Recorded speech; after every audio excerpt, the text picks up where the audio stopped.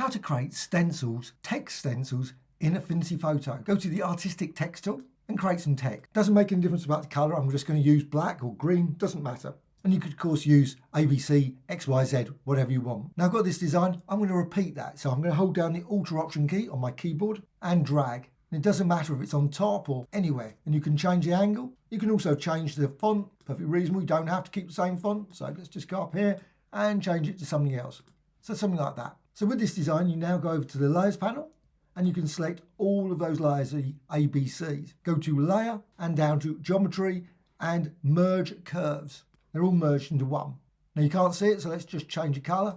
Again, it could be any colour, I'm just going with red. But we can do then select and selection from layer and delete. And you've got that. Next step, select and down to invert pixel selection. So now you've got it inverted. I can go any of the brushes. I'm just going to use the paintbrush tool, select this one and apply. And I'm using black, it could be green, blue, any colour. And of course you can change the size. Let's just change the size, make it more concentrated. So about 80, 90, maybe that's a bit too small. Can't see it. So 200 and apply it like that. And you can see as you apply it around the text. But what you can also do is you can move this, you can transform it and select the selection. To do that, go to Select and Edit Selection as a Layer. And you can see now you've got your selection. But what you can then do is use the Move tool and you can resize this. So you resize it like that.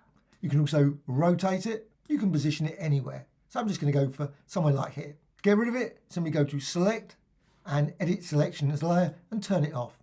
And you've got your selection again. Now again, go over to the paintbrush tool and apply. Now unfortunately, of course, it's going to go over the original stencil.